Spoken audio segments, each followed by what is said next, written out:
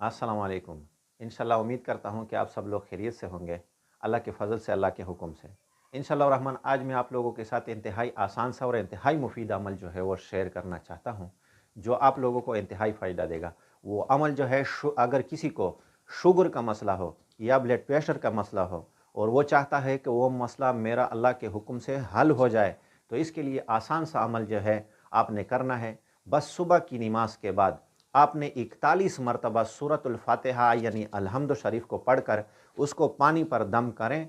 इंशाअल्लाह रहमान आप उसको सारा दिन इस्तेमाल करें या फिर 2 दिन 3 दिन उसको इस्तेमाल करें।